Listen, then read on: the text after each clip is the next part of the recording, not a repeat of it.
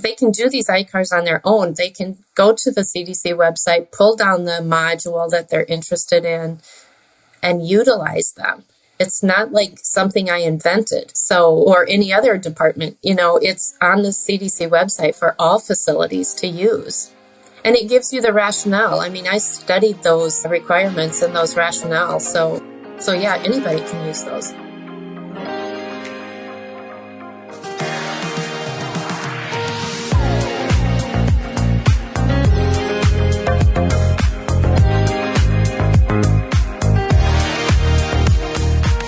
Infection stops where information starts. Welcome to the Transmission Control Podcast, where knowledge is your strongest defense. Broadcasting from the front lines of healthcare, we dive into the strategies, science, and stories shaping infection prevention today. Each episode, we connect you with experts on real-world insights to help you stop the spread of healthcare-associated infections, protect patients, and strengthen your practices as an infection prevention and public health expert. When the right information reaches the right people, lives are saved.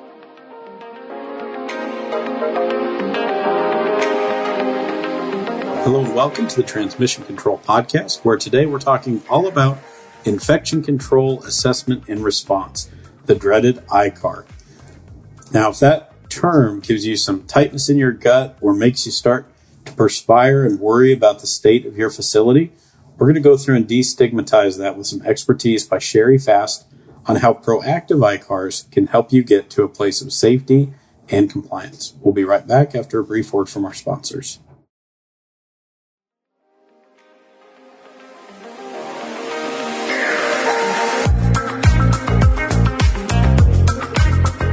Brought to you from the studios of Healthcare HQ, let's get into it. This is Transmission Control.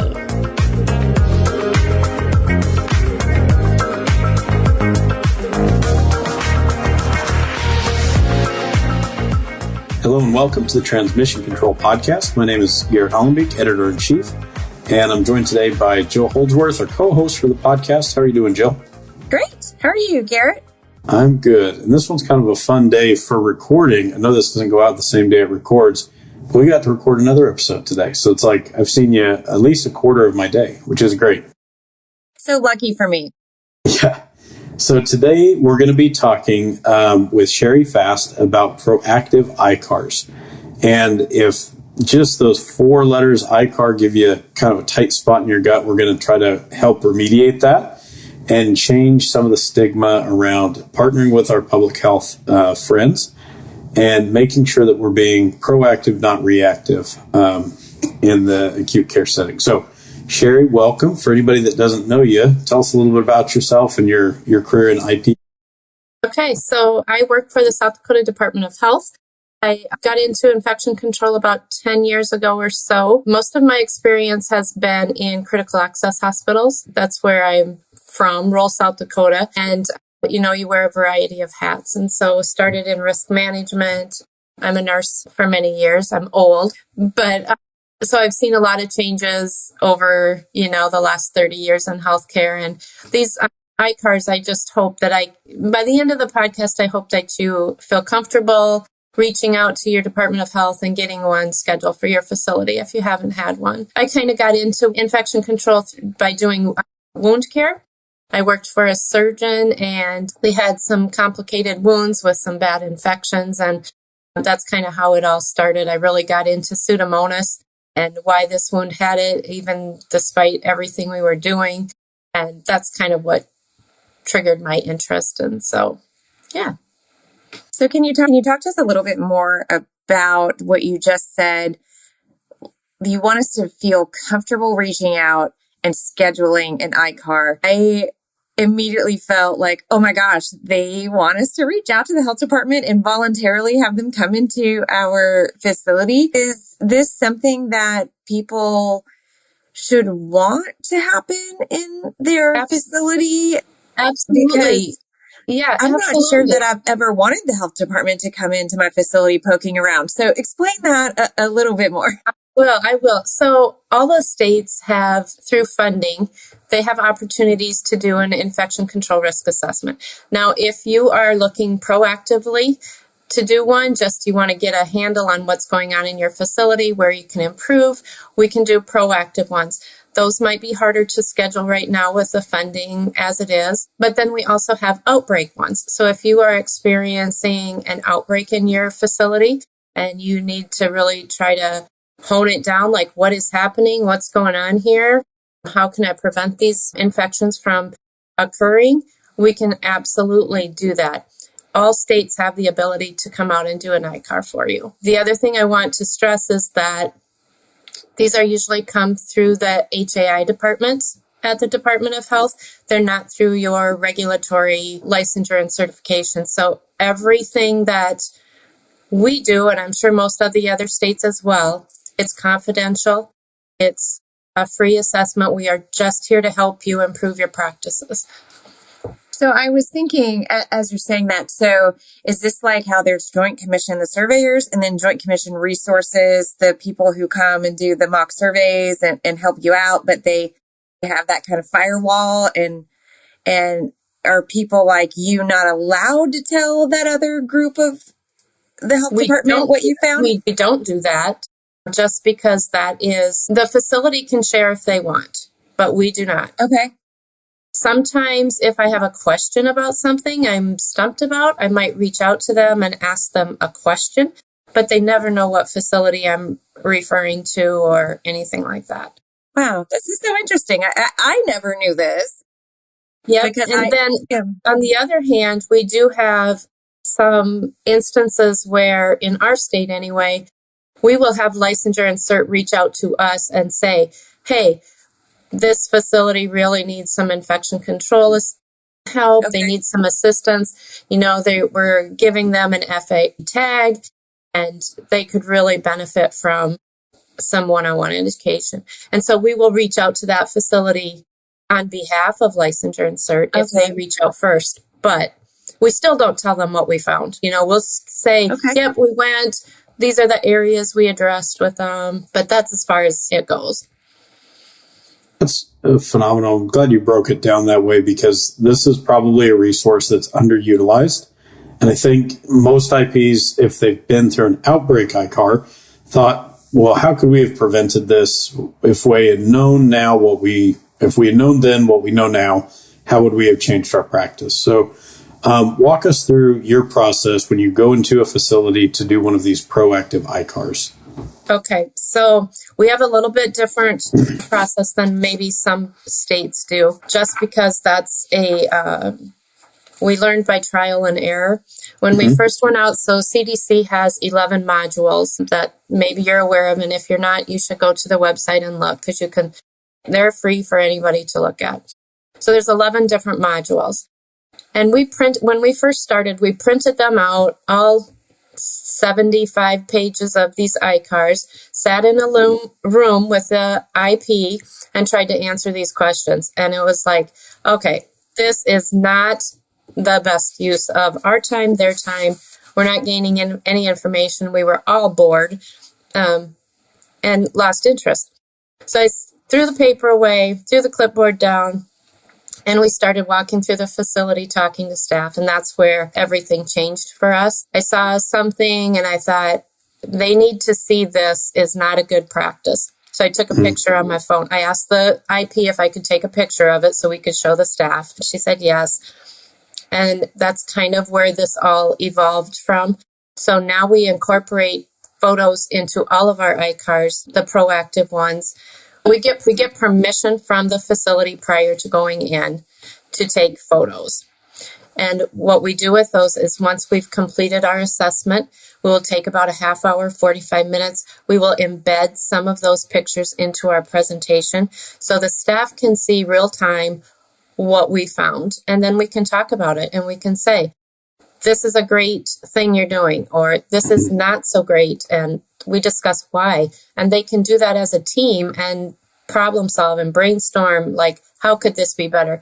Because when you change one thing or you bring it to one person's attention, it usually affects many other departments. It's not a one department change or fix. That's a great point, because that's how good practice is spread. And I love the process of taking pictures, because it really does show in real time, hey, this is what this is going to look like. And then do you go into how to address it, how to correct it? Do you do action planning with the team? We do. So once we are finished with our assessment, we offer a kind of a debrief for any of the staff that want to attend it. We usually have that arranged prior to when we leave, so they can invite all the staff. And we have kind of an hour-long meeting where we just go through what we found at the ICAR. So EVS, dietary, nursing, IP, administration, everybody can sit in on these meetings. And it's not where we want one department to feel like we're picking on them. And we tell them that this is a team. This is a team effort, and it is a learning opportunity.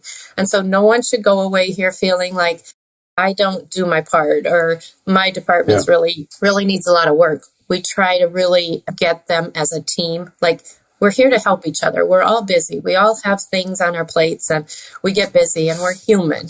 We're human. And I really try to stress that with them. And then we can problem solve, and we can talk about it, and we can say, this works, or this probably isn't the best practice, and we have people speak up, and some people get pretty defensive, and we try to make them feel better before we leave, even if we have to go talk to them one-on-one and say, but it's important that they know that as a team. And administration really finds this beneficial. Oftentimes we'll do a project first line training before we leave as well. Some of those are geared just for EVS. Some are geared just to maybe a nurse aid meeting. And we really focus in on what the facility needs and where those issues that we find are. And are these ICARs just kind of general, or do you have like a list of specific ICARs that people can choose from if they're having specific problems? Well, there's different modules. We try in the proactive ICAR, because of our state and we have to travel so far to most facilities. So we try to hit on all of the modules, at least in some respect. We'll visit the laundry. We'll walk through the laundry. We'll walk through the kitchen. We'll walk through the EVS. We'll talk to staff. We'll find out how they clean. Can you show me how you clean? And we just walk through it with them. And I think that's really important. We try not to, are we really getting down in the nitty gritty dirty of all of it? No, you can't with a proactive, and you're trying to do all of that. But if you're in a reactive or an outbreak ICAR, we'll definitely hone in on policies, transmission-based precautions, all of the cleaning. How are you cleaning this? Well, we might, if we're doing acute care, we might go into their SPD and look at their processes there. So it just depends on what we're actually looking for. We usually have the facility send a few of the policies to us ahead of time, so that I can review them and I can talk to staff and watch and see if they're doing what their policies actually say. That's a great call out too. Can you tell us a little bit more about what the project first line looks like? So let's say it's with patient care technicians or patient care associates. What are you working on with them? So it just, again, that depends on what their needs are. It might be hand hygiene.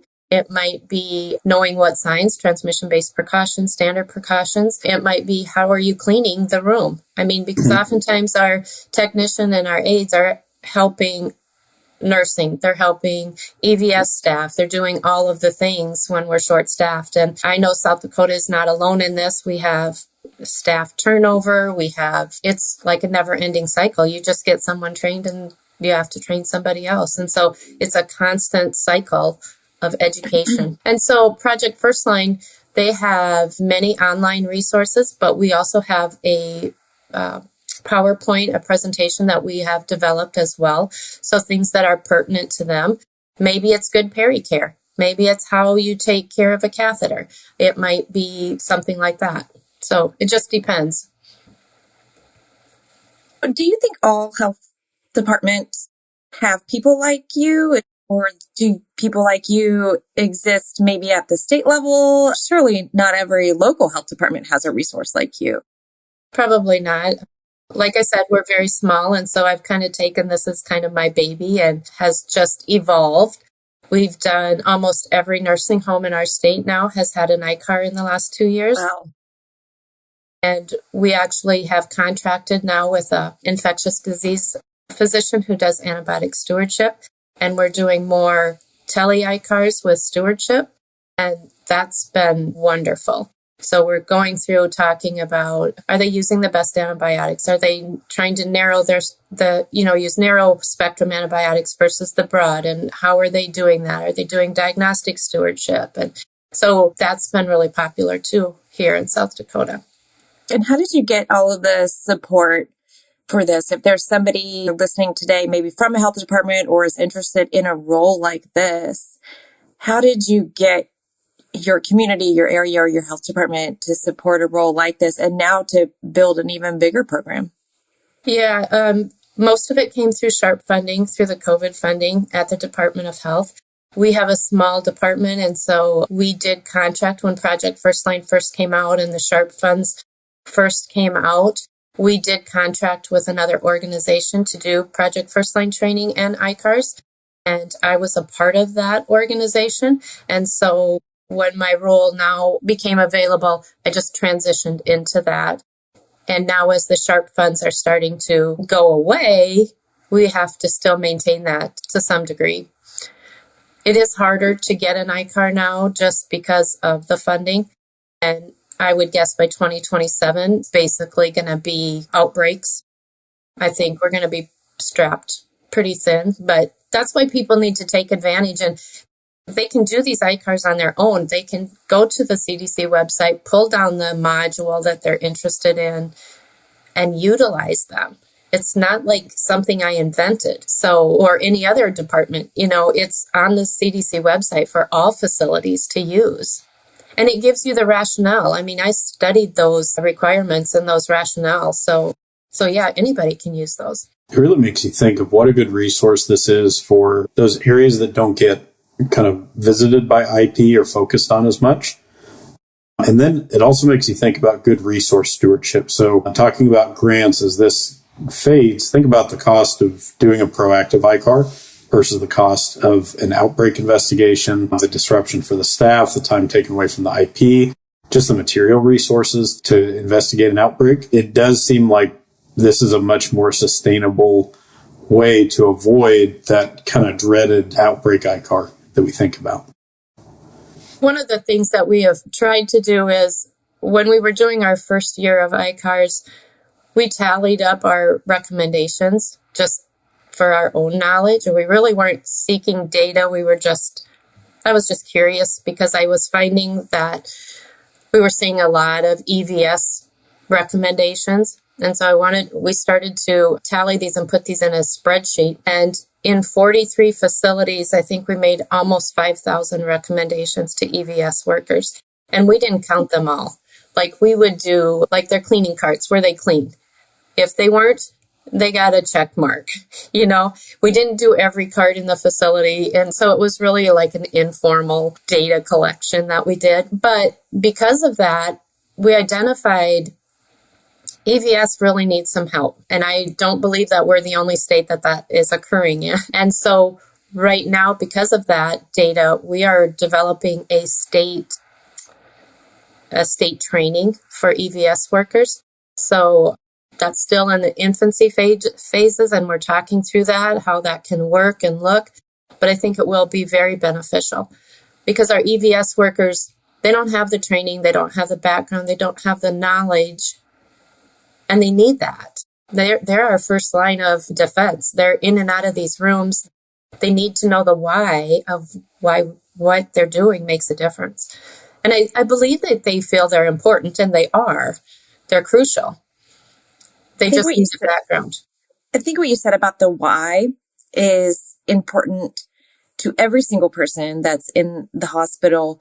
But I think it's something that's overlooked in a lot of ways.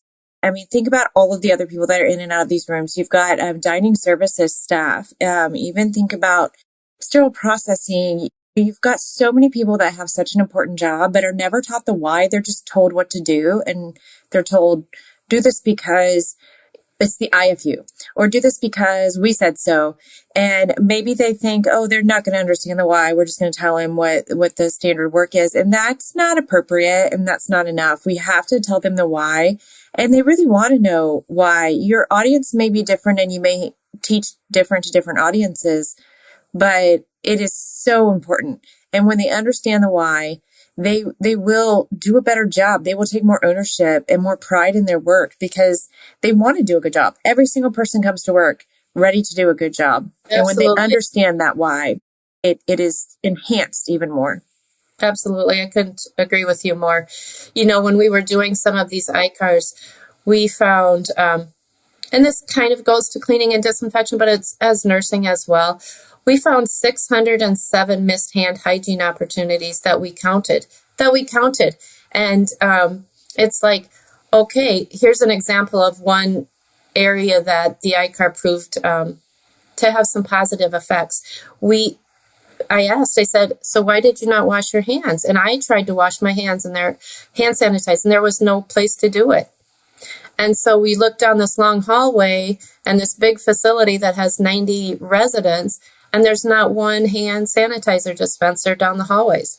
And so we talked about that, and the staff says, well, it isn't here, so I can't use it. And so after talking to leadership, they went and purchased 80 some hand sanitizers and put them throughout their facilities. Their rationale was they wanted to make it a home-like environment for their residents. And I said, I get that, but you are in a facility where there's, your home, you don't have 80 other people living side by side with chronic medical conditions. So we have to be proactive in that. We can't expect our staff to not do hand hygiene. And if we don't have the things available to them, how do we expect that? I've even heard that same response in some acute care hospitals that, well, we want this to look more like a hotel or like somewhere that you go to a resort. I'm like, but that's great. Aesthetically pleasing is wonderful, but we have to be safe. Right. Both things matter, but safety has to come first. Yeah, I agree. So, we've seen some really positive things come out of doing these ICARs as well. And we also send a survey out after we do an ICAR with a facility, and we ask them, what was the benefit? What did you gain the most knowledge from? What were some things you could change and things like that? And we usually get a long list of things that they have changed in their facility. So makes you feel good. At least they did something with the information. That's important work. And I love that you're talking about the purpose behind these actions. We get so in the mode of we're doing this for survey readiness or because we don't want a Joint Commission citation. It's not really the reason we do good patient care, good hand hygiene. We do it to keep everybody safe. And those are the kind of human factors things that it may take an outside perspective, somebody who doesn't see it every day. Because I imagine your new staff saw, well, there's not many hand hygiene or hand sanitizer stations around here, but then that gets kind of pushed to the bottom of priorities as you get into your day-to-day work. Yep. So we've just identified, there's a lot of areas of concern. For one is like respiratory equipment. Where do they keep that? Yeah. That's a huge can of worms in long-term care. And it probably is in acute care too, but we really see they just don't have the space. A lot of these facilities are older. And so. Now, could I ask on that survey, when people report what benefits did you see from having a proactive ICAR, what are some of the things that you guys get feedback on? Okay, let's see. Sharps containers. We see a lot of people hanging their stethoscopes on their Sharps containers on their med cards. We see trash bags. We see keys. We see all kinds of things on Sharp containers. We see some of them have blood on them. So we go through needle safety and those kinds of things and have identified a few facilities that have really changed their process with Sharps and who empties them, their policies. We've seen a lot of changes in laundry. We've seen a lot of things in the kitchen, the dietary department, storage of food and handling and countertops. Just a lot of things with EVS again. Like they found a different product that had a shorter contact time. How to clean. They didn't know the proper cleaning. Using microfiber. We talked to the facility maintenance staff about, stained ceiling tiles and what that represents. And do you have a water management plan and who looks at that? And so there's just a gamut of things like that people don't know or choose not to pay attention to. Kind of get nose blind too. That's so great to hear. And now when you get policies, kind of keeping that theme of where you're seeing common fallouts or common opportunities, when you're reviewing policies and then seeing what actually happens on site, and I'll put you on the spot here a little bit, but not too much. Are you finding that the policy doesn't meet the need in the way that it's written, or that staff is just not following the policy that's there? Some of both. I would say more of it is staff don't follow the policy. They take shortcuts. And I'm not trying to say that staff don't want to do a good job. They're busy. Right. So they might not have their hands completely dry before they put on their gloves, So they try to get them on and then they can't get them on because their hands are still wet. So they're not completely dry. So just all of those little things that staff, they're busy and they're on to the next task. And I don't think anybody, like Jill said earlier, nobody sets out to do a bad job. They're just busy. And we don't know what's going on in their homes. And then we think about there's always the language barrier and the cultural differences. And all of those kinds of things play into that as well.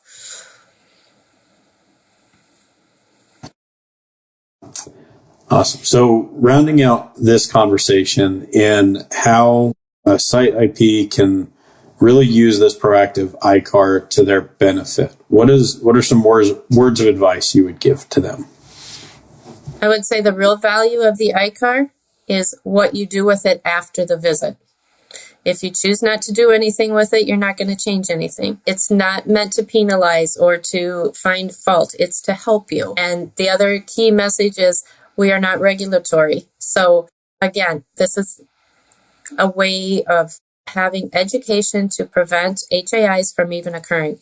Healthcare, HAIs cost a lot of money. We have increased costs, we have morbidity, mortality, our length of stays get longer, and some of this is we just need to be better. And I will say, I just looked it up when you said you could get it on your own. On the site, I pulled it up. It's really nice.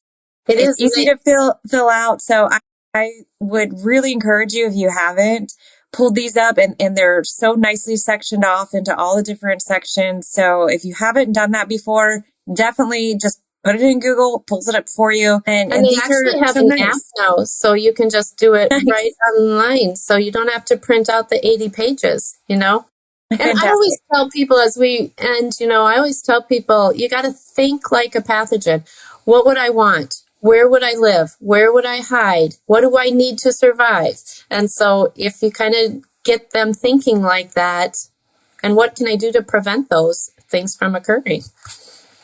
Well, I think that is the exact right mentality. Think like a pathogen. And then when Sherry Fast comes around, run, because she's going to find out where we can make improvements. So Sherry, we want to thank you so much for sharing your expertise and your insights. And I'll just say really destigmatizing our partnerships with our public health friends. That was a theme on last season that came up, is how much more powerful can we be if we're aware of what's happening in the community, aware of how it affects our sites, and really making that a good partnership. So thank you. I know quite a few public health people in different states now, and everybody just wants to help. I mean, we're just here to help you. So we don't know if you don't tell us what's going on. I love it. Well, thanks. Thank you for joining us.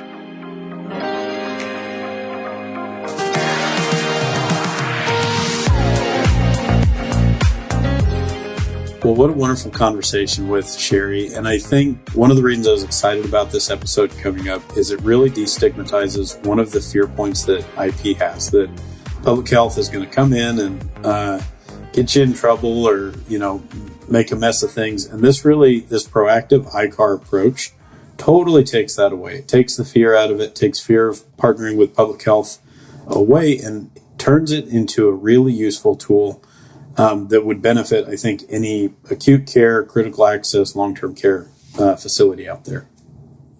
I was really blown away with the way that she presented everything. And I truly wish that I had looked at these ICARs sooner, but I was one of those people that heard the word ICAR and immediately kind of got anxiety and cringed and started tensing up thinking, oh no, the health department's coming to see us. But really we have to kind of start taking down those walls and thinking that there is a whole arm of the health department that isn't coming to inspect us, that there is a group that really wants to help us. And these ICARs are a perfect example of how they are coming to help. They want to help us not only find the things that we may need to improve on, but they want to help us find solutions too. So I really, again, encourage you to look at these ICARs. They are really, really nice. And then see if your health department has somebody that's there specifically to help you come and do these ICARs. That is truly an invaluable resource. Thank you all for joining us today on this episode. We hope you enjoyed it as much as we did. And remember that infection stops where information starts. Thanks for tuning in to the Transmission Control Podcast, where infection stops because information starts. If you enjoyed this episode, let us know. Connect with us on LinkedIn, Facebook, or wherever you get your podcasts. Don't forget to leave a 5-star rating and share this episode with your team. Until next time, stay informed, stay vigilant, and keep transmission under control.